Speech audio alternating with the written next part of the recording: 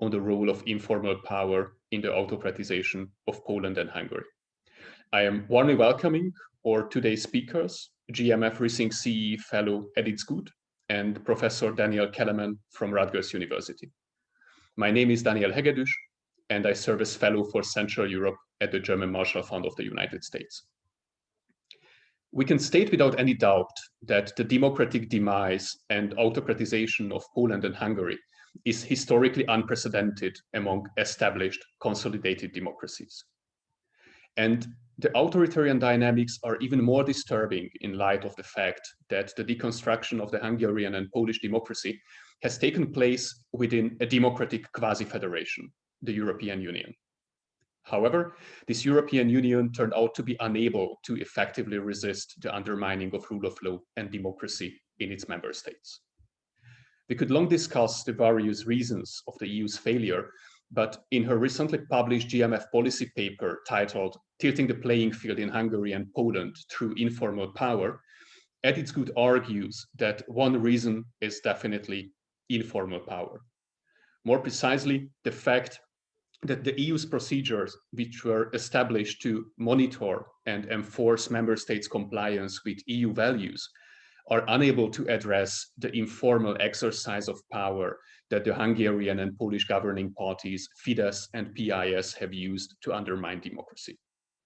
But which are those uncodified, informally enforced interactions that allowed Viktor Orbán and Jarosław Kaczyński to systemically tilt the political playing field in their own favor? How is informal power used? And how should the European Union address the challenges these informal power practices pose to democracy and rule of law? I am extremely delighted that we can discuss these questions with Edith Zgut and Professor Kelemen today. Edith Zgut is one of the best-known Hungarian political commentators, frequently appearing in the Hungarian and international media. She is guest lecturer at the University of Warsaw and PhD candidate at the Graduate School for Social Research in the Polish Academy of Sciences. Her main research field is democratic backsliding in Hungary and Poland and the constraining role of the European Union. She is also a fellow at Visegrad Insight and has previously worked at the Political Capital Research Institute in Budapest, at various Hungarian media outlets, and has taught at the Pázmány Péter Catholic University in Budapest. Professor Daniel Kelemen is one of the most outstanding scholars working in the intersection of EU law and political science. He is professor of political science and Jean Monet chair in European Union politics at Rutgers University.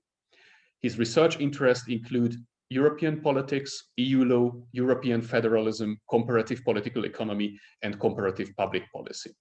He is author of several books and of an incredible amount of journal articles and book chapters, and his publications have fundamentally influenced our thinking, my thinking definitely, on the autocratization in the European Union. I just would like to mention Europe's other democratic deficit or Europe's authoritarian equilibrium as two among his most influential writings. Professor Kelemen also serves in the editorial boards of the Journal of European Public Policy and of West European Politics. Edith, Dan, thank you both for joining us today. Regarding the housekeeping rules, Edith Zgut will present her paper's main findings in 15 minutes, followed by the comments of Professor Kelemen in the same amount of time. Roughly after 45 minutes, we will open up the Q&A, and I would like to encourage you all, ladies and gentlemen, to send me your questions either via the chat or via the Q&A function of Zoom.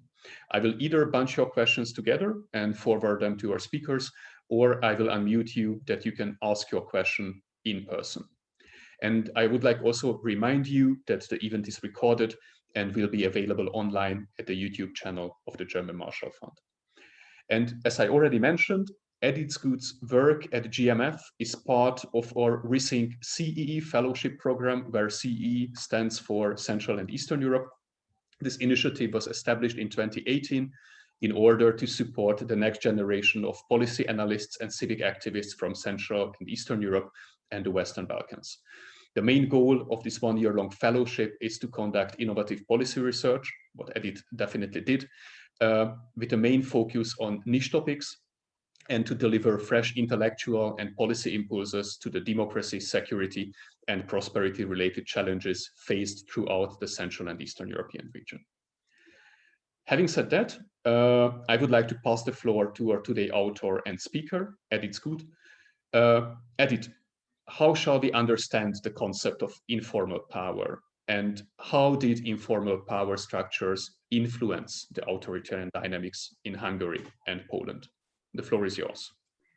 Thank you, Danny. I'm really happy to be here, and I would also like to thank you and GMF for this fellowship. I think it's an excellent initiative to discuss systemic pressure points and to promote democracy in the region. And also huge thanks to Dan Kelemen, who joined us today to discuss my paper. I think it's extremely timely now that the whole global expert community is continuously busy with assessing the impact of COVID, for instance, on liberal democracy, on our democratic institutions in general. And obviously, I think one of the lessons learned is that our governments, the Polish and Hungarian government, are instrumentalizing the pandemic. So the Hungarian and Polish government has been using COVID-19 as a pretext, again, to rewrite the rules, to weaken checks and balances, to further restrict the dissidents like the opposition, the media independent of the government, and many different angles. And the Polish government has been also busy with further restricting, capturing the referees with the judiciary overhaul. So this is most certainly an existential threat, because this is how hybrid regimes are undermining the legal fabric of the EU.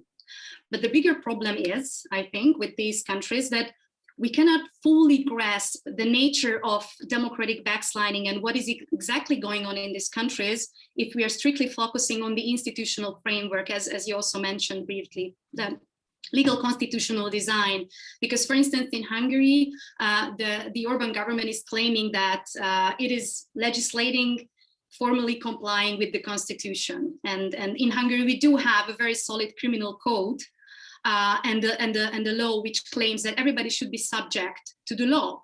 But interestingly, when it comes to systemic corruption, these specific laws would only apply to those who are not strictly related to the government, and those who are committing this systemic corruption, they are just simply not in the scope of the law, or very, very rarely scope of the law. So to have a better understanding about the nature of democratic backsliding in Central and Eastern Europe, we have to move beyond this formal sort of framework, the formal violation of law, and we have to examine the informal nature of power, which I think very much defines these regimes. So my goal with this paper was to paint a more holistic picture of how Fidesz and PIS is tilting the playing field throughout informal power.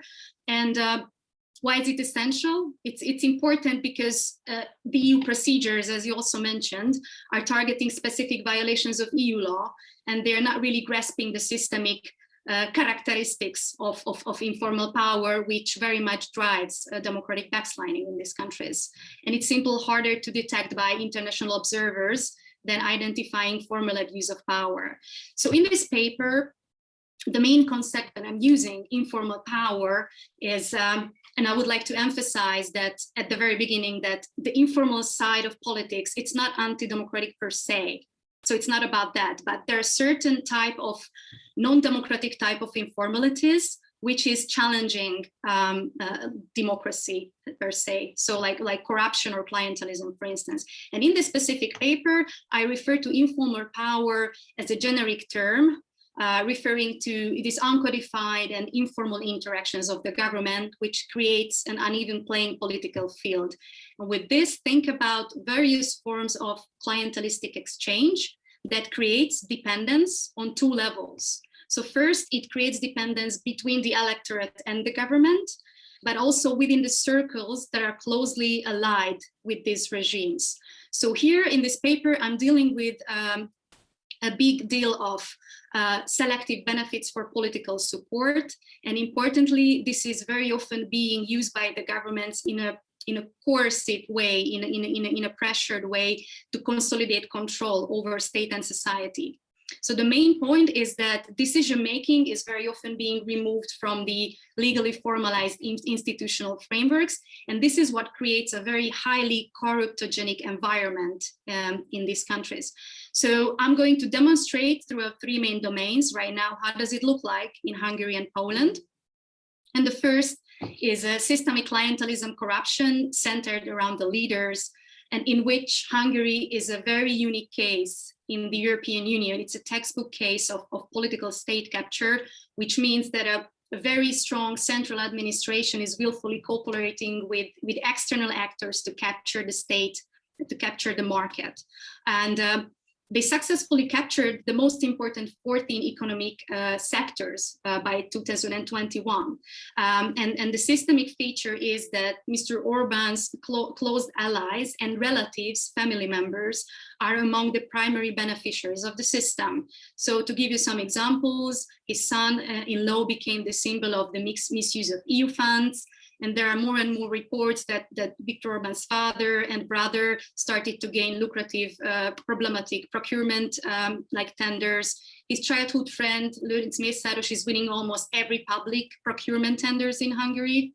And almost all oligarchs are dependent on him, which means that they are ready to offer their belongings, their assets, if it's ordered by the government. So there has been effective takeover of private properties this way, like Viktor Orbán's former oligarch, Mr. Simicska's wealth was simply transferred to Lőrinc Mészáros.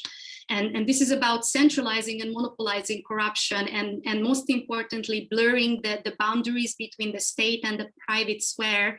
This is very much the key feature of the regime. And recently what we have seen is that Mr. Orbán is cementing his clientelist network for the future to retain economic power in case they are gonna, in case they can lose parliamentary elections next year. So they just outsourced unprecedented amount of public funds into private funds. So this way public money ceased to be public practically, it became private. And eventually it looks like that the regime is building a deep state throughout which the current ruling party will be capable of cementing power, economic, but also political power informally for the future in case the opposition would replace the government. In Poland, the situation is a little bit different because political state capture is not present, but systemic clientelism and political corruption is on the rise. So the country became a textbook case of informal distribution of decision-making power with Jarosław Kaczyński on top. So he's only a deputy prime minister right now, but he's been the ultimate decision maker for years before he came on board officially to become part of the government. And the government members are very strongly dependent upon their relationship with him. So he's consolidating his power over the power camp, with distributing state political and state commercial positions. And one of the key figures around him is Daniela Bajtek, the CEO of the petroleum state giant PKN Orlen, who successfully converted his political loyalty into economic capital. So he became the symbol of this systemic clientelism, which is centered around Jarosław Kaczyński. And he recently also bought local media, about which I'm going to talk a little bit later. But with this, also the party nepotism became more prominent in the country because an increasing number of close relatives and friends have taken very high-level positions in state-owned companies, regardless of their competencies, and it all happened in a very untransparent way. And on top of that, one of my findings is that clientelism became also more coercive in Poland nowadays. And it seems that the government is using these positions, these public administration and private positions or state-owned company positions, and to incentivize, but also to blackmail people if it's needed within the power camp. So there are more and more evidences that political allies have been threatened lately, that they're going to lose their jobs or their family members are going to lose their jobs if they're not voting in line with the government. Like it has been revealed by one of the senators, Jan Maria Jackowski, among others, but there were other examples as well. The second domain throughout which I'm investigating informal power is the capture of the media, which is also happening in a very sort of informalistic way.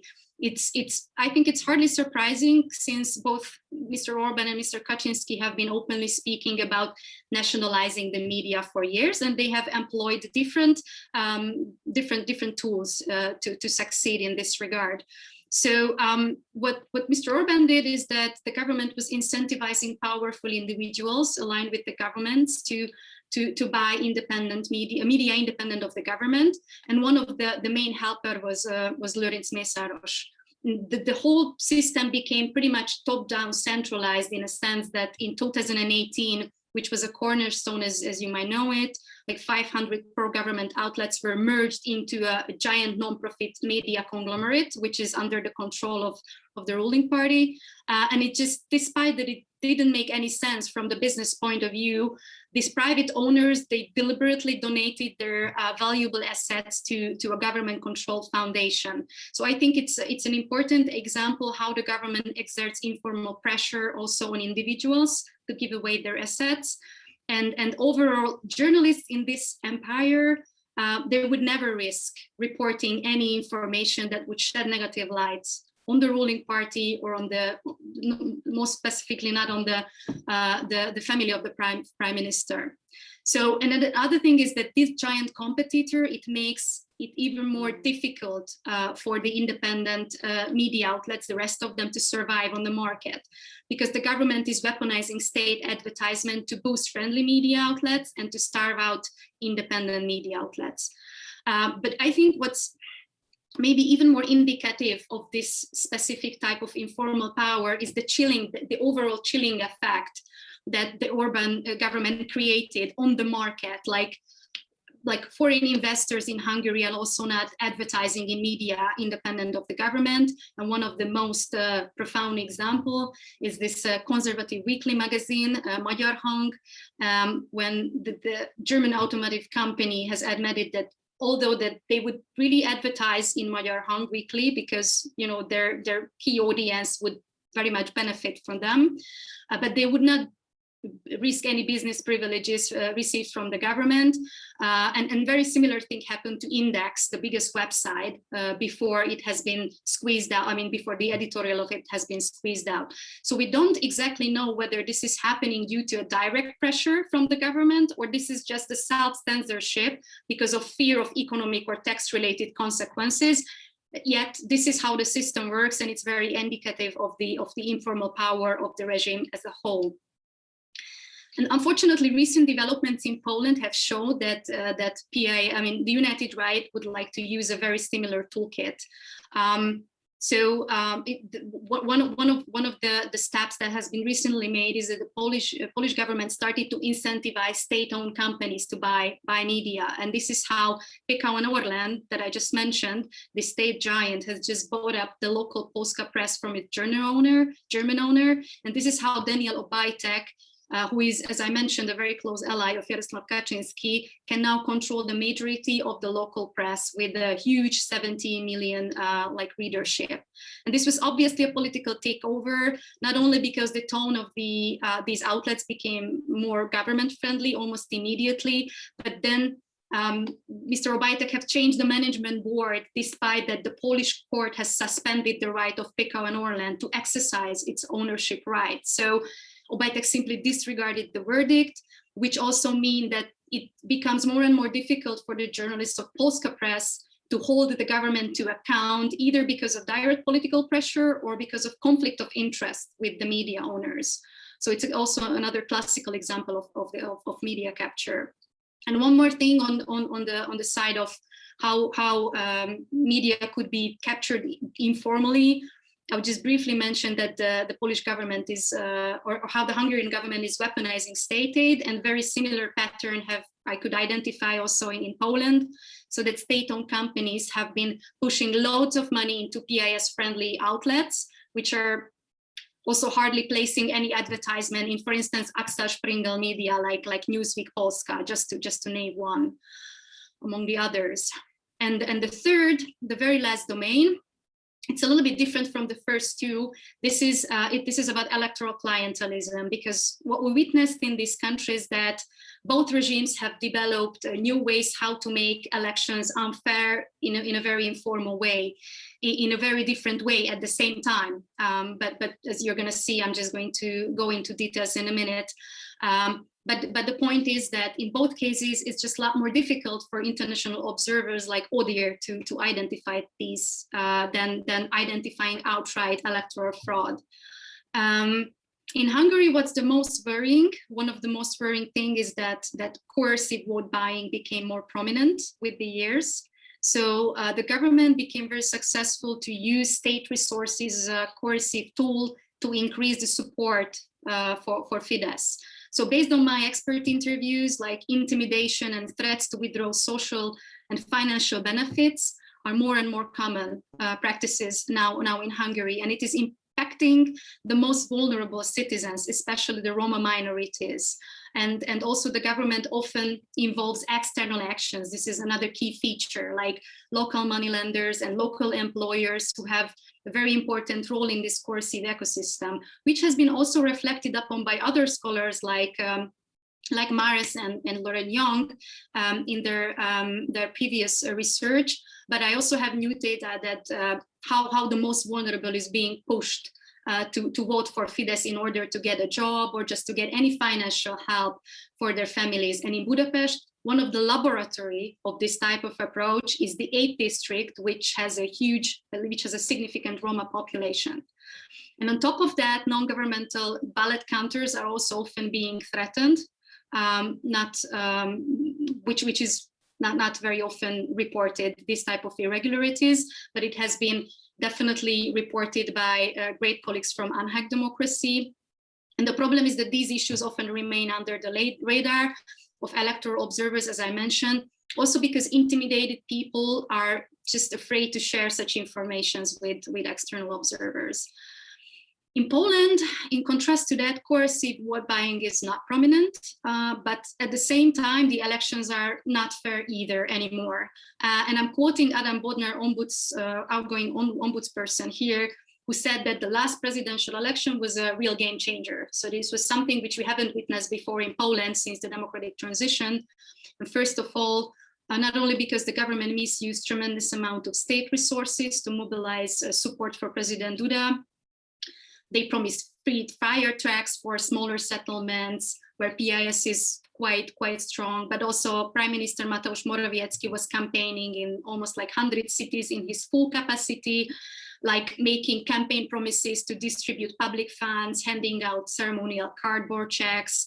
Or to give another example, state agencies were sending out Duda's letter to 1.3 million households in Polish countryside, not to mention the Polish Catholic Church, which is often in tandem mobilizing huge resources on behalf of PIS.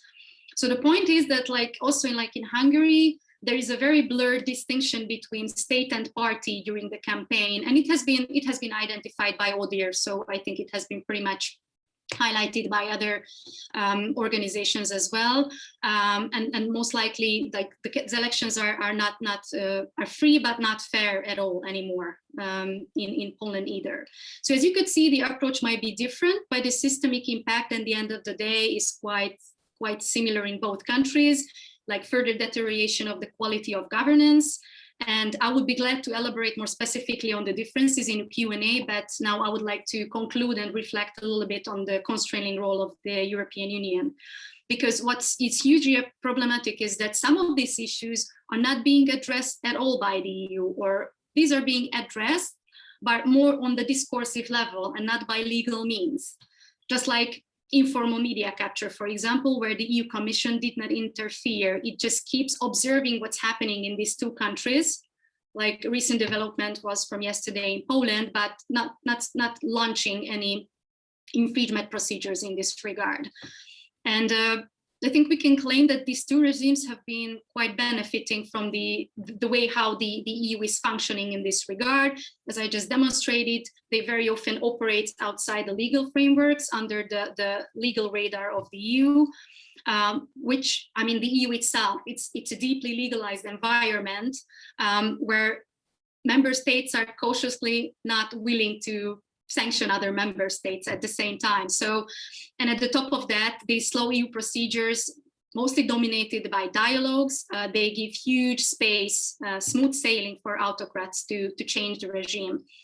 So this is why, and here I'm going to come up with some recommendations. This is why the EU Commission should take informal power seriously, and it should accept that the damage is done. So we are observing the situation, but the fact is that Hungary is already in a very advanced stage of a competitive authoritarian regime, and Poland is very shifting towards the same direction at a great speed. And this is not me saying that. I mean, you can read all the global democracy indexes, variety of democracy, recent Freedom House Nations in Transit report from yesterday, or the Bertelsmann index, or Economist Intelligence. So there are many, and all of them would point out that the most severe democratic deterioration has been prevailed in Poland and Hungary in the European Union. So there's no more time for business as usual dialogues and never-ending monitoring procedures. There are three concrete things I think that the European Commission should do and could do in order to prevent further backsliding. First, the Commission should restore its role as a guardian of the EU Treaty. So it should bring more infringement actions in the scope of Article 7, for instance, to tackle media capture. And no matter what autocrats are saying, the Commission has a significant responsibility when it comes to competition law and state aid. And this is exactly where these two specific countries have been abusing. This is what has been abused by Polish and Hungarian government while capturing the media.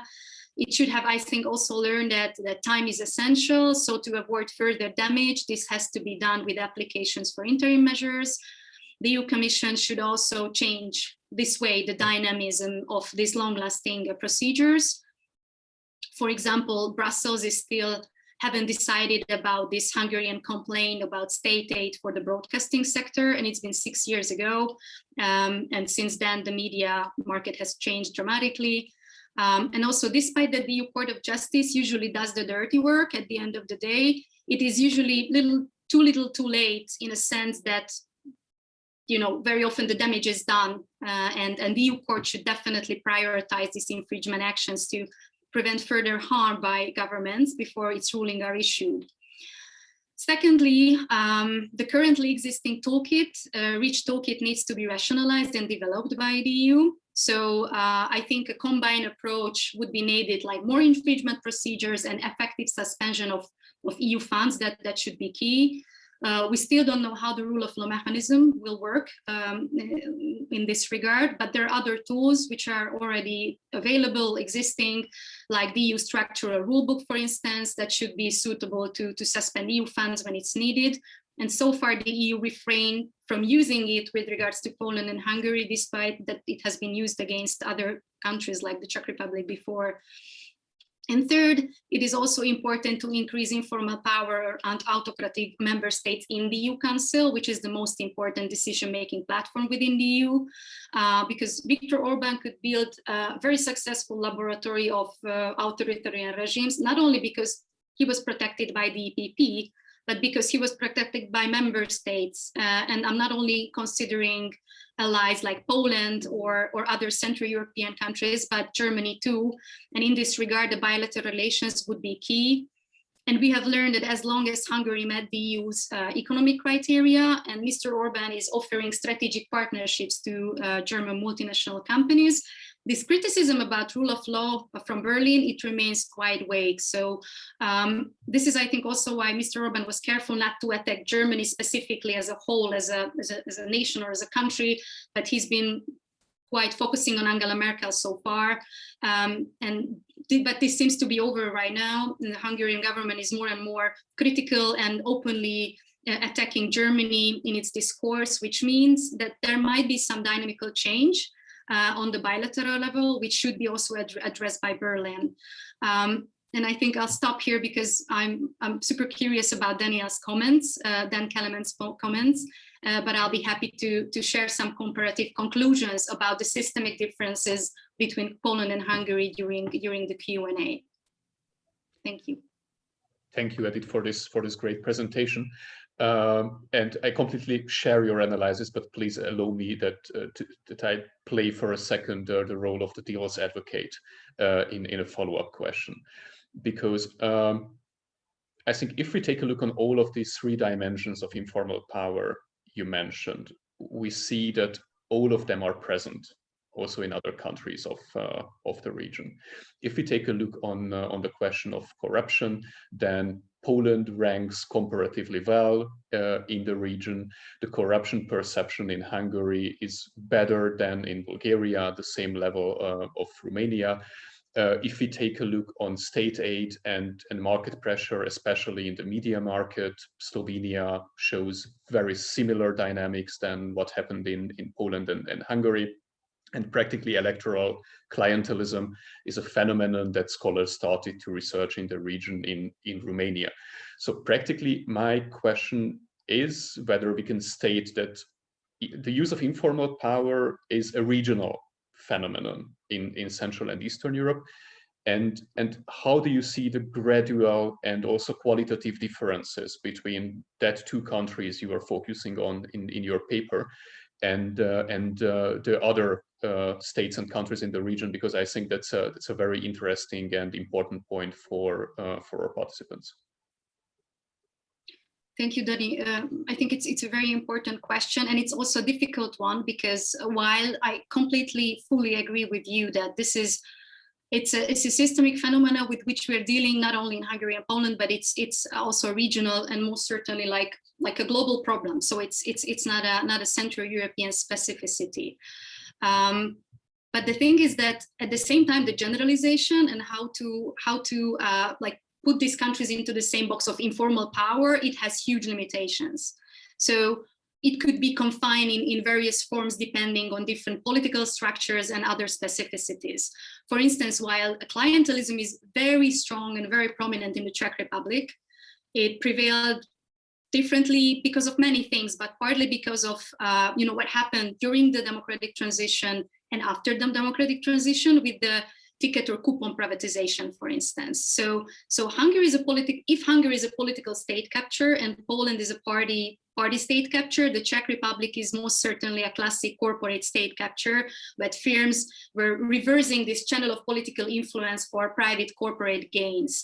And Andrej Babiš is obviously one of the biggest media mogul in the country, despite that, he delegated management of his business interests to trust funds, but we know that he still influences the content published in certain of his media outlets. But I think in general, the capture of key assets is definitely present, but not under the one umbrella, for instance, of one umbrella of one party or one single patron. In Romania and Bulgaria, there is a whole bunch of informal practices that takes place because of the private and the public sector converges. So there are a lot of, as far as I know, I haven't been examining these countries, but that's quite known. And the line between the state and the private is pretty blurred. What we know, I think, and what's very important when it comes to trying to connect the dots and differentiating is that we know that post-communist environment itself, this burdensome legacy of the communism that created huge incentives to employ informal mechanisms in the region. And one of the structural incentives, not everywhere, maybe not in Poland, but in these countries and in Hungary for sure, was this privatization of state properties, exactly. So that very often prevailed without legal and administrative barriers against any predatory behavior. And one of course, the region is far from being homogeneous. What I'm saying is that the communist past provided certain bad legacies, just to name a few. One of them is that the legacy of lack of divisions of power, like weak checks and balances in many countries, excessive interventions of politics or merged economy, as I just mentioned, and a lot of further research would be needed. And recently, Balint Magyar and Balint Madlovic have published a brilliant book on this, which is about the anatomy of post-communist mafia states. I think it's a gap filler literature. It's like a huge codex with a lot of data, comparative data. Definitely worth reading. I would recommend it to everyone. Thank you so much, Edith, for the clarification. Professor Kelemen, if I remember well, in your paper in 2017, Europe's Other Democratic Deficit, you were among the first ones who claimed that informal power also plays a role definitely at EU level, because the European People's Party, due to its relationship with Fidesz, also used some informal power practices, not necessarily those which were mentioned by Edith, to influence EU politics. How do you see Edith's findings in light of your previous and actual research? All right, thank you. Thanks again, Daniel and Edith, for the invitation and the chance to comment on Edith's paper. And it's a terrific paper and a terrific presentation. For those who don't know, I'm working with Edith on this, on the dissertation she's writing on these topics. So it's great to have a chance to look at her latest version of this policy paper and kind of framing this important research for a kind of policy audience. Now, yeah, I fully agree and am convinced by the general lines of argument in the paper and the evidence you present. And I think this is without question a crucial issue. But just to offer, I think, to push you to refine the analysis a bit, let me just raise a few issues of kind of places where I think you could clarify some of the concepts and push the analysis further. Okay. So, and then I'll try to maybe get back to your question, Daniel, in a second, how I see this relating to kind of work I've done too. But I guess the very first thing, what's really so innovative and different in what you're doing here, Edith, from so much of the recent research on this, the question of the EU's response to backsliding, is, as you say, that you're centrally focused on the impact of the informal exercise of power by these regimes, and really the central notion that, well, because these regimes rely heavily on these informal tools and practices, that may fly under the radar of even the best intentioned European institutions and escape their grasp and enable these regimes to kind of get away with things they might otherwise not be able to. But so here's my question, first point. I think you need to do a little more to kind of distinguish the informal exercise of power from other practices that I don't think quite fall into that category, but which you are kind of melding together. So, there's a concept that's been applied by people like Kim Schepele to studying regimes like Hungary's, this idea of autocratic legalism, right? It's also developed by Javier Corrales in working on Venezuela. But, that idea of autocratic legalism is the idea that regimes, these hybrid authoritarian regimes like Orbán's or Kaczyński's, that they don't use the kind of outright coercion, brutal techniques, and total lawlessness of some of the kind of hardest authoritarian regimes out there, kind of Belarus or something. Instead, they maintain a semblance of legality. I mean, basically, in a way, what they do, it reminds me, there's a famous quote attributed to former president of Brazil decades ago, Vargas, where he said, for my friends, anything, for my enemies, the law, right? And, that's autocratic legalism, let's say. But I felt like, but of course, autocratic legalism implies that you're doing things very legalistically, right? But some of the examples you mentioned, the techniques you mentioned, the strategies deployed by these regimes have kind of more that character of legalism, right? So like when you talk about, some of the ways they're manipulating the media, whereas other techniques really are informal, right? Like, so if you talk about, Kaczynski is not formally the prime minister or anything, but he's just running the whole government from the backstage like a puppet master, that's truly informal power, right? So I think you could do more to sort of distinguish these phenomena of, let's say, truly informal practices that are not written down anywhere, that happen behind the scenes, that it's hard for a lawyer to kind of get at, as opposed to clever use of, supposedly legalistic, legal techniques, but to pursue autocratic ends. So I thought that was a little ambiguous.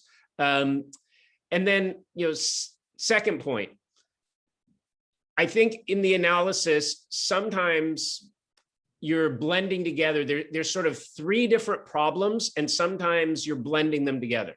Okay, so what are these three problems? One, where the EU wants to act, but can't act because the informal practices being deployed by these regimes fly under its radar or escape its reach. Okay, that's sort of type one problem. Type two, again, the EU wants to act, but the regimes, Hungarian and Polish, especially the Hungarian one so far, cleverly outwits them, again, with this kind of autocratic legalism, peacock dances, so it's just these clever authoritarian lawyers outwitting them and succeeding in the end with their kind of long-term agenda while pretending to be legalistic. Okay, and then, so that's the type 2 problem. And then finally, there's the third type of problem where the EU does have tools it could use, and they might very well work to address the problems, the backsliding, but the EU lacks the political will to act, right? Because of things like what Daniel just mentioned, party attachments or just norms of intergovernmental deference or economic interests of powerful firms that are connected to governments in other countries, et cetera.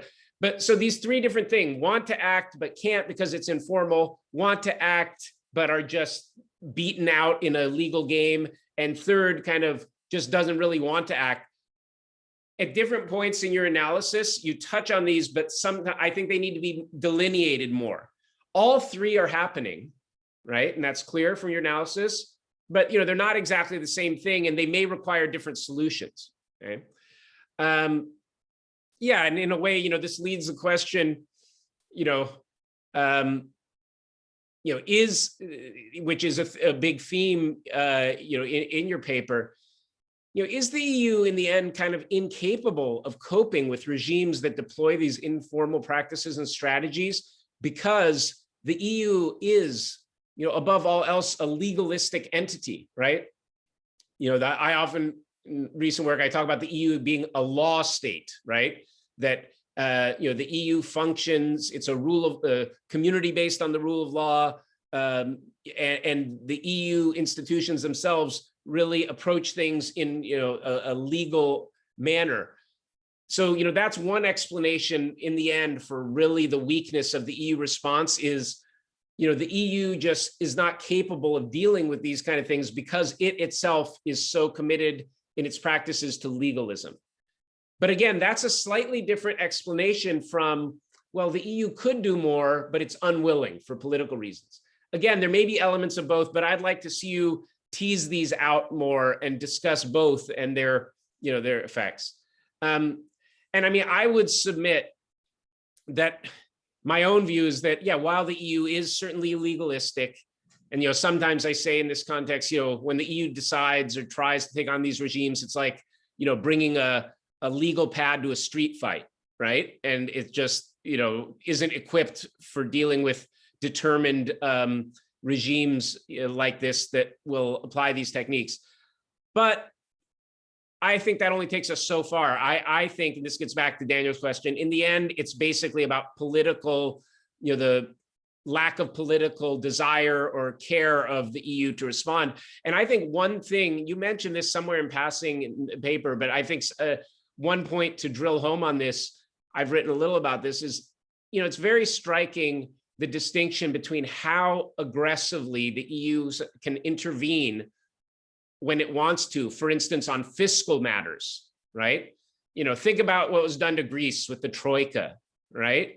Think about the complaints from Southern Europe about the micromanaging of their budgets with the response of the EU that, oh, well, we don't have the tools, we're unable to get involved in these matters when it comes to backsliding on democracy and the rule of law.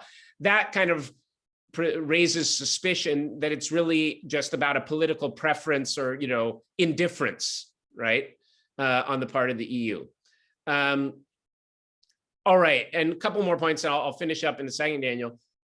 I guess, yeah, back to your question, about party politics and where that fits in, and you mentioned a bit in your paper, the role of the EPP.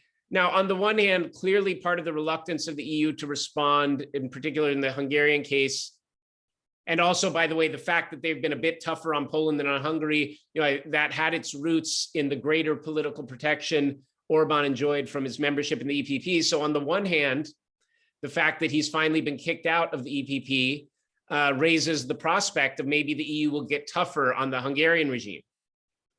And in particular, of course, if the Greens get into government in Germany, who really care about issues like democracy and the rule of law more than the other parties. However, the fact that Poland has gotten away with so much and has been so rapidly backsliding, despite not having a large party protecting it, that of course highlights the fact that, yeah, having a powerful party sponsor isn't the only way to get away with things in the EU. And what that points us to is, the key, the crucial impact of kind of norms of intergovernmentalism and deference in the EU, particularly, of course, in the Council, right? And it's not just a matter of, oh, Hungary can block things against Poland that require unanimity. Even if there was no Hungary, there's other governments that would block it, because I think the key thing is that, essentially anything that relies on the Council to act will never happen, ever. Okay, so basically Article 7, anything that requires the Council is not serious and it will never be done. That really highlights, who's at the core of the problem. So, what if what can be done? The final thing on responses, which is part of your paper. And I think you do a good job outlining areas where, if they summon the political will, actors like the Commission, could do more. They could bring more infringements. They could trigger the rule of law conditionality mechanism. They only need 2/3 support in the Council. They can probably get 2/3, right? I don't think they can get 4/5 or certainly not unanimity, but they can probably get a 2/3 vote. I guess I would just add one thing that's not in your paper I think is worth thinking about. I find one of the most innovative proposals that I've seen made about additional responses, and it hasn't gotten a lot of attention. And that was a piece written a year and a half ago or so in Verfassungsblog by John Cotter, Professor John Cotter, where he points out the fact that Article 10, you hear a lot about Article 2, Article 7, et cetera, but Article 10 of the treaty says, that the functioning of the EU shall be founded on representative democracy. And Article 10.2 says member states are represented in the Council by heads of state and government, democratically accountable to their parliaments or their citizens. Why does that matter? Well, he makes the argument, that there could be legal action, for instance, by someone who really cared to act, like the Parliament, sort of saying that every law being passed by the EU or every decision or law that's going through the Council is illegitimate because there's a non-democracy in the Council, right? And that could be a way to kind of force action due to the failure to act on Article 7. So I think that's one other one I would push you to think about. And I guess the very last thing I'll say, and this is, we're not supposed to say this in polite fora like the German Marshall Fund or among legal scholars, but I guess this is a question, right? Really, that all your focus on legal techniques and legal responses, right? But is there the possibility that really, legal techniques will never work against regimes that are dedicated to these informal practices, like you're saying? Do you need to fight fire with fire, which is maybe a hard thing for the EU? What do I mean? Do some political actors need to play political hardball with Orbán? I think a bit about President in the US, former president of the US, Lyndon Johnson, right? Who was famous for basically, they called it giving people the Johnson treatment, which was he would basically, to get his legislative agenda through, he would threaten people, not physically, threaten, but like basically you get them on the phone or get up in their face and tell them how he was going to deploy all the tools of power at his disposal to make their lives very difficult, politically, and basically push them to political ruin, if they didn't get on track with what he wanted. Now that's not usually how we talk in EU politics. It's all, legal rule of law norms, but would it in the end require some EU leaders to pull Orbán aside and talk hardball that, we're going to use all the informal powers at our disposal to counter what you're doing? I wonder about that sometimes. Anyway, I hope I didn't go on too long, Daniel. Back over to both of you. Thank you so much, Professor Kelemen, for this so provoking comments. And ladies and gentlemen, the Q&A is open, so please feel free to submit your questions via the Q&A or chat. And we already have a couple of questions, so I would propose to bunch the first 4 together.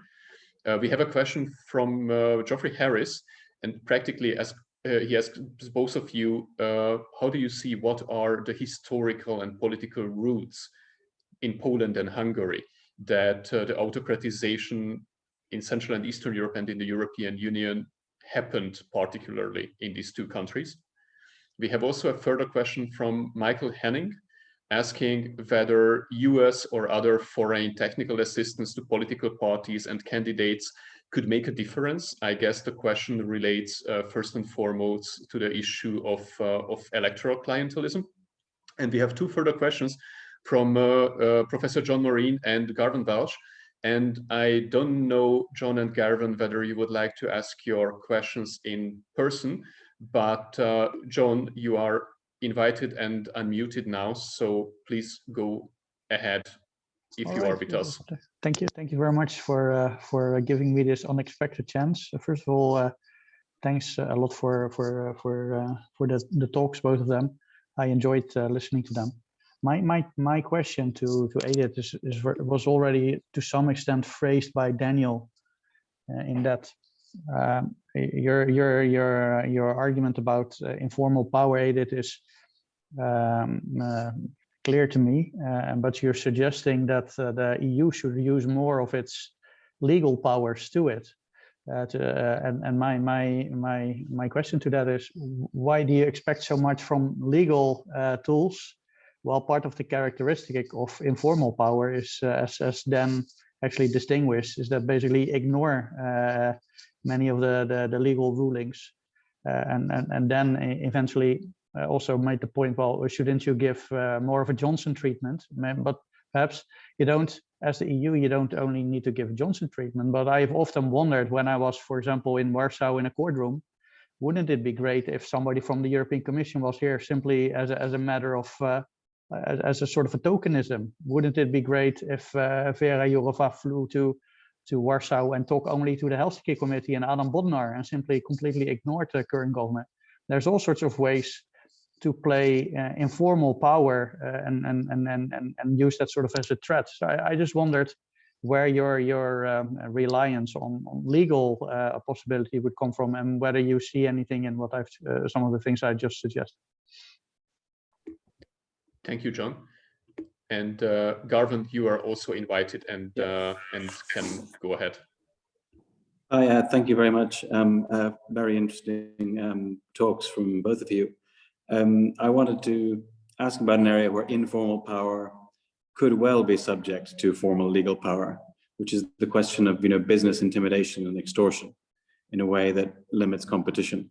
We all hear, especially in Hungary, stories about business people who find that they get an offer to either have some friendly people on the board who are related to the government, or to be bought out by a Fidesz connected businessman and be told, well, we can buy you at a nice price, otherwise we'll compete against you and you'll get all the tax audits.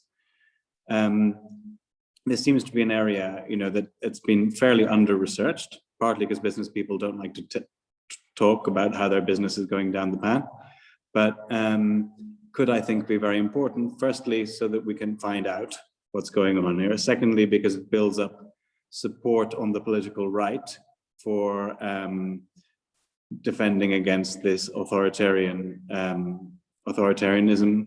And thirdly, because it's an area which, if there are foreign EU investors or US investors, it's an area in which the EU legal system and, to a certain extent, American commercial power can be brought to bear upon these anti-democratic practices which chill independent expression and independent business. Thank you so much, Garvin. I think we can go forward with these 4 questions. So Ed, please, you have the floor.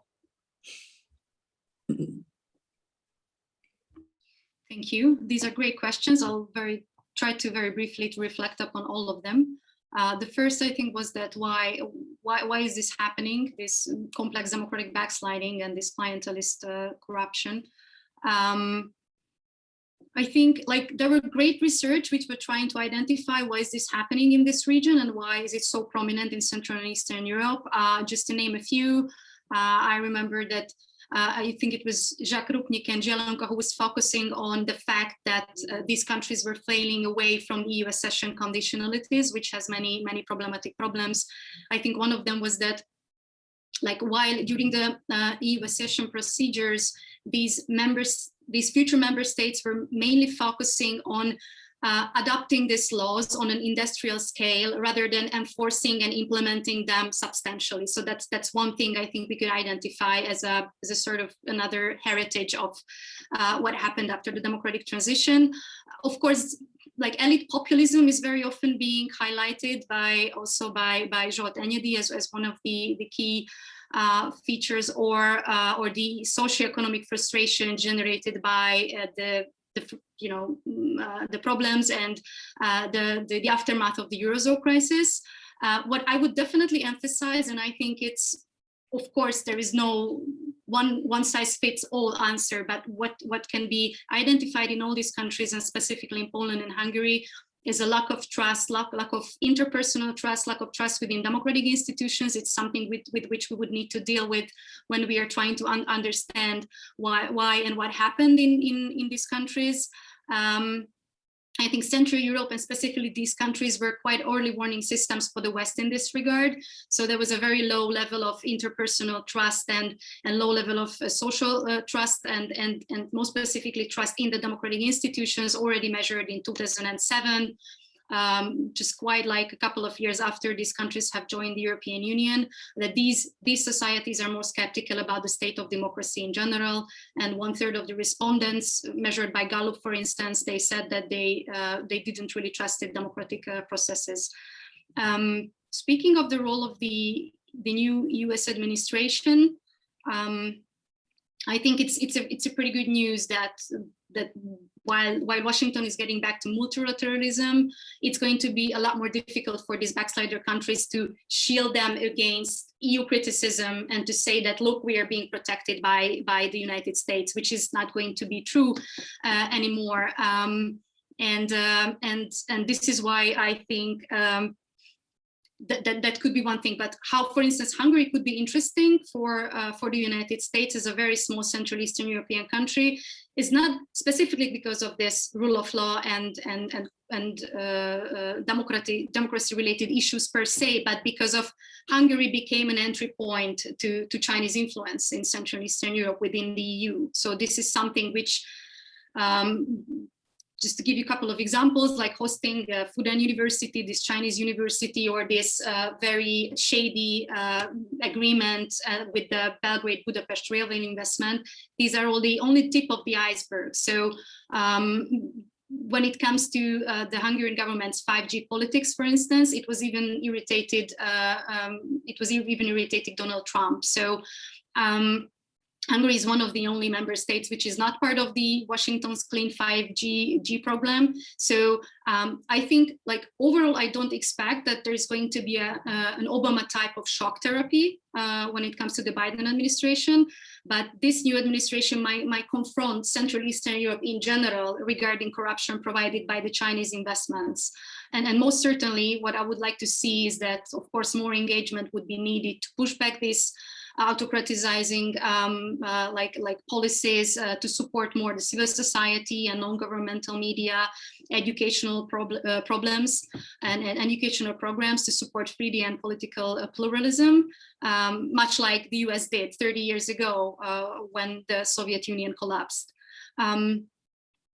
Speaking of the question, or responding to what John Moyren asked, like why I was coming up with this legal ideas to address informal exercise of power.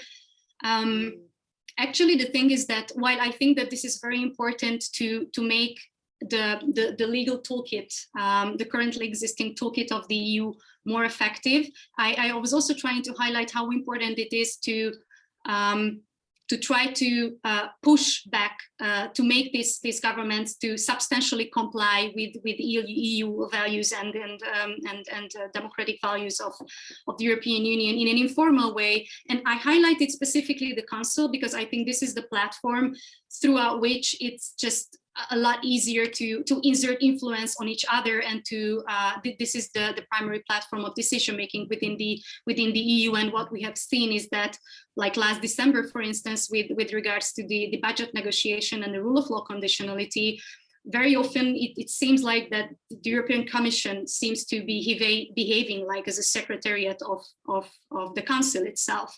So despite the fact that there was this legally binding like tool invented, this conditionality mechanism, it is now being put on hold for political reasons by direct pressure of the Council itself. So I think it's pretty important, and not also, of course, not only on the level of the Council, but it would be also important to do this on the level of the Commission, which for me it seems like it's also pretty much politicized. And Garvin's question about the business actors, I think it's pretty complicated, and you have also like partly answered your own question because of like how business actors are willing or not willing to openly speak about these issues. And unfortunately, so far, what we have witnessed is that these business actors and players, they're less concerned about rule of law in general when it comes to a convenient and comfortable business environment. And the Hungarian government is very carefully like trying to keep and maintain an environment which is one of the most, I would say, comfortable for business. The corporate tax is one of the lowest in the European Union. And as I mentioned before, the government is very often providing lucrative agreements and strategic partnerships to maintain the good relation. And so far, I think I've seen only one poll with regards to that, where anonymously business actors have been asked about what do they think about what are their concerns about the rule of law, and the majority just said that they're not concerned and they're not willing to do anything about it as long as the environment is providing them smooth sailing, so to say. Thank you so much, Edith. Professor Kelemen, over to you.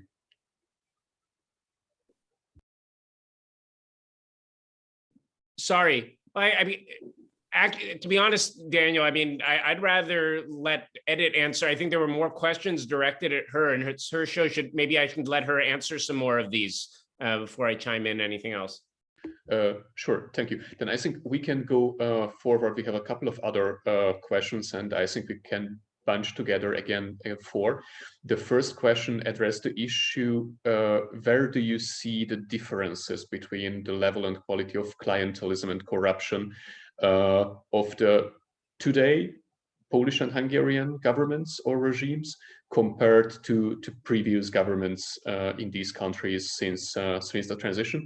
There is also a question from Wojciech Przybylski, asking, should the current governments in Poland and Hungary lose elections at some points in the future, probably in 2022, 2023, and whether in this case you expect that the culture and practice of informal power will prevail, and if it prevails, then how, and what can be done to overcome it. We also had a question asking whether you think that that similar state capture is potentially possible, also in Western European countries, probably also with an eye on further potential elections. And we also had a question from Clara Voluntiru, but I'm unfortunately not able to see the question anymore, but I don't know, Clara, whether you would like to chime in and ask the question in person. You are unmuted now. Can you hear me? Yes, perfect. Yeah, very good to see you all again, and congratulations to Edith for a wonderful and very timely paper. Now, I must admit, I'm putting out there a question I have myself, so maybe Edith and Professor Kelemen can answer it. So a lot of studies, a lot of articles appeared in, for example, in the Journal of European Public Policy lately, Professor Kelemen's paper, and now Edith is presenting something similar, that there's a connection between economic prosperity and the potential for state capture that comes with in the case of countries such as Hungary and Poland and others in the region, and democratic backsliding. And my question to both of them is, to what extent, when we're making this argument, aren't we undermining the very foundation of the European project, which is economic integration? I'm gonna stop here. Thank you, Vera. Edith, would you like to address the questions? You are muted. Yeah, thanks. Yeah, thank you for another great bunch of questions. And I'll start with the one that how is it different from previous governments' practices, or how these informal patterns would prevail differently from the previous regimes. Well, I would say that we have seen in both countries that the civic platform government and then the socialists have also developed their own clientelistic network and have very many corruption-related issues. But I think that the Orbán cabinet has changed this dynamic in many aspects, and I'll try to highlight 3 factors which I think would be significant. One of them is that Fidesz achieved this very strong monopolistic position regarding the distribution of resources. So what we've seen in a nutshell is that they practically could sideline literally all rival clientelistic networks and alliances. And second is that they have significantly weakened the rule of law and undermined the institutional checks and balances. And this was exactly which made it possible. So this is exactly which made the state vulnerable to systemic corruption. And this is not my private opinion. I mean, there are robust quantitative research that would show the inaction of the prosecutor's office, or when it comes to systemic corruption, or the constitutional court, which is either reluctant to make politically sensitive decisions, like in the case of CEE, or making mostly decisions that are favorable to the current regime. And the third is the robustness. I mean, what we've seen, and I agree with Magyar Bálint here in his argument, that this is a single patronage network where controlled state institutions or individuals very strictly related to Viktor Orbán are able to accumulate more wealth than any other networks could do before. And this is why it's a unique model in the EU. So the party has been very explicit about it from the beginning, that the governing party's main goal, they said that it is to create at any price a new national middle class. And I'm quoting here a prominent thinker, András László, who once said of Fidesz that what critics call corruption is practically is the important policy goal of Fidesz itself. So this is about the political and economic monopoly of the state. And in terms of Poland, I think systemic clientelism was also a tried and tested mechanism by the PO civic platform, but for me, it seems like it shifted into new gear under Kaczyński. And just to underline 2 main factors, this government is also pretty much open about it. So they're explicitly claiming that only politically loyal actors should run these companies, that they would need to be there to run these state firms, which was not, I don't think it was present before. And also they used COVID as a pretext to instrumentalize the Civil Service Act recently. And I know that this is, then I would say that I would need to differentiate between formal and informal, this type of approaches, which is true, but I think I would need to mention it here, that it was legally amended, but at the same time, what is the impact is that they dropped this open competition provision for the highest positions when it comes to civil service, and it makes political nominations a lot smoother, which is completely against the constitution with regards to impartiality and neutrality. And I would also highlight the issue of robustness here with Poland, because the misuse of public funds with state-owned companies became a lot more prominent. And I think it's a very good, excellent example is the Polish National Foundation, that is a propaganda platform of the government, and it's disseminating political narratives of PIS, like facilitating billboard campaigns against the judiciary overhaul. and literally all stakeholders in this company are, or in this platform are state-owned companies, including Pekao and Orlen that I just mentioned. Led by Kaczyński's ally, Daniel Obajtek. So end of the day, these pro-government campaigns are financed by a tremendous amount of public fund, which is again something which I don't think we have witnessed before. How to overcome it? This is an extremely difficult question, and I'm afraid that this type of reflexes and this type of the whole culture throughout which, the whole political culture throughout which this informal power could prevail, I don't think it's going anywhere anytime soon. So the opposition, the future opposition, or any other governments who would like to do something about it will be in a very difficult situation. But what I think is that throughout like developing the education and the civil society organizations, that could be something which could help to change sort of the mindset of the society when it comes to this very cynical political culture, which really hasn't been established in the last 10 years. This is something which we have been like just grabbing with ourselves for decades, and this is another burdensome, I would say, legacy of the communist past, which is all about kind of accepting the fact that politicians are corrupt, because at the same time we are also corrupt, and we believe, the majority of the Hungarian society might just believe that there have been some polls which have been saying that they would accept that one could only accumulate wealth if he or she is being corrupt. So this is something which could be only changed throughout generations, and it hasn't changed in the last 30 years. I don't think it's going to change anytime soon, just with one change of administration. And I don't think I have, or I could answer Wojciech's question in this regard, because I don't have any for the moment. Thank you so much, Edith. Professor Kelemen, would you like to jump in? Yeah, sure. I guess I could say something in particular with regard to Clara's question, which, I mean, she phrased it, in terms of, whether this backsliding and the corruption, how did that relate to economic growth, and weren't they so intertwined that by kind of rejecting one, we were calling into question the whole, all the growth since enlargement. Maybe I misunderstood or I'm mischaracterizing, but that's kind of how I took it. But I guess I would turn it around slightly and say this, it's not growth per se that drives backsliding, certainly not. And, we've seen backsliding, both in rapidly growing economies and in those that aren't growing.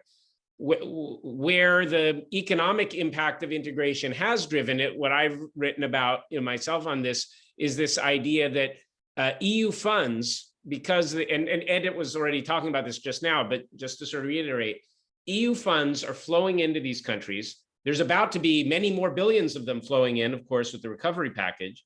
They flow in, but they flow in without enough scrutiny, auditing, et cetera.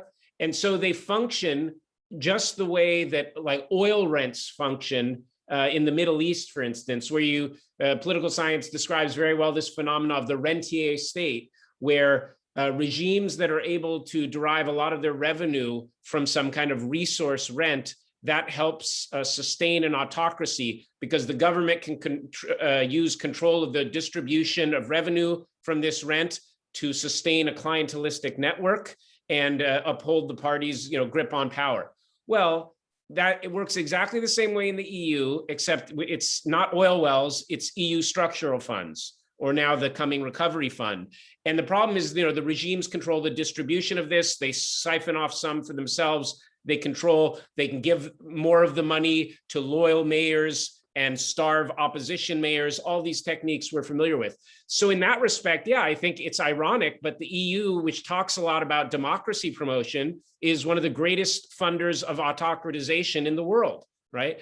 It's not a mistake that the two fastest autocratizing countries in the Freedom House recent ranking are EU member states, right? Because it's being funded, this autocratization. So yeah, I guess to me the answer is you shouldn't be, money should be conditional.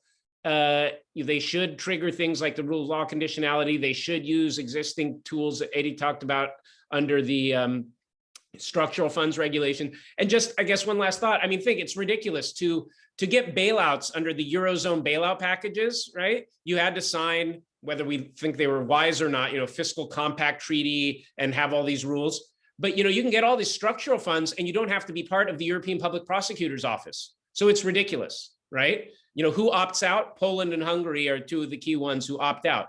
So, no auditing, no scrutiny, no prosecution of thieves, then no money. It's pretty simple. Thank you so much. I don't, but yes, we have two further questions from Grzegorz Makowski. I don't know, Grzegorz, whether you would like to ask your question in person. Just a second. You are unmuted.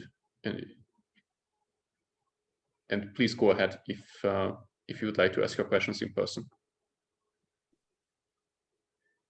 If that's not the case, okay, then the questions are: the EU is very formalistic and have limited instruments. Can countries like France or Hungary do? Sorry, I don't think formalistic reactions of the EC can really help much, but maybe informal reactions can be more effective against informality of Polish and Hungarian regimes. There is a space for particular EU member states. Can member countries like France, and I think here should say Germany, do more informally then? And I was surprised when I have learned that 48 EU states legalized marijuana against federal law, and federal governments doesn't do anything about this. Referring to this panel, how much actions against EU law from Poland, Hungary, and other countries can EU stand before it collapses? And potentially, I also would like to use the opportunity to also ask a final closing question from my end, which shows rather in the direction of a meta question. And it is that practically, you made a lot of very practical policy recommendations, how the situation can be changed. But whom can we address with these recommendations? Those actors and those institutions which can practically change a position and make a difference with that, because I completely agree with the statement of Professor Kelemen that, of course, we cannot expect too much from the Council. Of course, we can address the European Parliament with the recommendations, but the Parliament is anyhow keen taking care about the protection of rule of law and democracy in the EU. It simply lacks the competences. But we have a couple of players which are practically learning resistant and resistant to any sort of recommendation. In some regards, we can count the European Commission into this group, but we definitely can count the majority of the member states also in this group.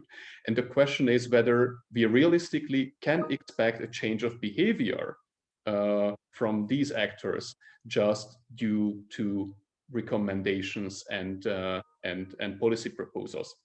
And just just share my final doubt with you. I very often feel that blaming the member states in the European Union, what I also very frequently do, is very similar to that than blaming the voters in a democracy. So ultimately, member states make up the European Union. And unfortunately, if they don't care about democracy and rule of law and all of the European values which are laid down in Article 2 of the EU treaties, then ultimately I don't know how a change is simply possible in this regard. That would be my closing question, I think, and I don't know whether we could change the speaking order this time, and Professor Kelemen, probably you could start answering the questions. Yeah, that makes sense. Then we give Edith the last word. So let me just quickly some thoughts on Grzegorz' question, then yours, Daniel. First, these are kind of intertwined. Grzegorz Makowski asks, could member states do more informally, because he's skeptical about the formal tools. I think they certainly can. I mean, let's just start with basic words. think about Angela Merkel. Now she's on her way out, but let's review the last 10 years. Did she ever say a negative word about the Orbán regime in 10 years? Not so far as I could see, right? Would that have made a difference years ago? Yes. Could she have done things like denounce the turn toward authoritarianism? Could she have said, I'd be very worried about German companies making new big investments in a country that's sliding away from rule of law? Would that have mattered? Yes. Did she do any of those things? No. Not just her. I'm just picking her as a powerful example, but other leaders too. So, and this relates to the idea kind of that you bring up, Daniel. Yeah, we can't count on the council to act collectively, but we can count on certain member states. Some member states care about these things. And in particular, some of the frugals, as they're called, and then the Netherlands, Sweden, Finland, they care about rule of law, and they also don't like their taxpayers' money being used for, Orbán's son-in-law and, just stolen. So I think now some have pushed the idea that these states, should use Article 259 where they can bring lawsuits. Yeah, I think that's a decent idea that definitely worth pursuing. But even beyond that, just to get them informally to raise this issue, basically, the problem in the council, there's these very strong diplomatic norms, right? And basically, ever since the whole episode where Austria was frozen out, there was this idea, well, we shouldn't do that anymore. It didn't work. I actually think that's a wrong interpretation of what happened. But I would like to see national leaders make it very uncomfortable for Orbán. Say, well, I'm not going to shake hands or sit next to this autocrat, that sort of thing, and to protest and use the bully pulpit, so to speak, to apply informal pressure. Mark Rutte did a little of that recently, and I'd like to see a lot more. Let's see. I guess the very last thing, I could say a lot more, but I want to pass it to Edith. But just, Daniel, I'll disagree with you slightly. I don't think this is a matter of that there's a parallel with like blaming governments is like blaming the voters. Why? Because I think most voters in Europe, citizens, if you ask them, they would rather see the EU do more to protect democracy in other member states, right? Than, for instance, they would like to see the EU imposing austerity, right, on other member states. So I don't think this is a matter of governments following what their voters want in particular. I think it's governments protecting their own interests. They are afraid if we pressure Orbán on these issues or Kaczyński, then maybe someday someone will pressure us, right? So they're looking out for themselves, not their voters. Thank you, Professor Kelemen, for the answers and the clarification. And then, Edith, you have the opportunity for the closing words. Please go ahead. Thank you. Thank you, Dan. Thank you, Daniel. And sorry for those who asked questions and I just couldn't reflect upon it. But at the end, let me just fully agree with Dan. And I believe that, as I also try to highlight it throughout my presentation, member states could do a lot more on the bilateral level. Or an informal bilateral level. And I think one of the greatest example, because you came up with the example of Angela Merkel and her personal sort of pressure, which has been inserted many times on leaders of member states. I think Greece was an excellent example how EU member states are willing to put their full weight to push a government to comply with regulations. And unfortunately, only it just happened when the integrity of the Eurozone was at stake. I think this is one of the key lessons learned, that EU member states and that Germany is willing to push those problematic member states which would take the Eurozone at risk and not rule of law in general. Speaking about the formal problems and the legal tools, what I also wanted to highlight is that I think one of the most important key player here is the European Court of Justice, which, as I mentioned, very often plays this role of doing the dirty job at the end of the day with this case law and with this approach to identify problems and pinpoint to issues in these countries. But the problem that it also has its strong limitations. So, for instance, right after the Amsterdam court have declared that there is a systemic problem with the Polish judiciary overhaul and it has been captured and disabled, the European Court of Justice is right now hesitant to say the same thing about the Polish judiciary, which is entirely captured, because what does it mean at the end of the day? That might mean the end of judicial cooperation on the level of the European Union, and that would strip the Polish judiciary as a whole of the opportunity to turn towards the European Court of Justice with their preliminary questions, for instance. So this is a little bit like catch-22 at the same time, which I think also would need to be taken into account when we are trying to figure out how to address these issues on the level of the EU. So I guess this is why it's very important that all the institutions would need to do the job, they need to do the homework, and a combined action from different angles might hopefully help. I'm not saying that it's going to happen, but most certainly it's going to help compared to what we witnessed in the last couple of years, inaction after inaction. Thank you so much. Edith Zgut, Professor Daniel Kelemen, thank you for sharing your valuable insights with our audience today. I think it was a great discussion, so thank you. And ladies and gentlemen, many thanks also for being with us today. Have a nice evening and hopefully see you next time. Goodbye.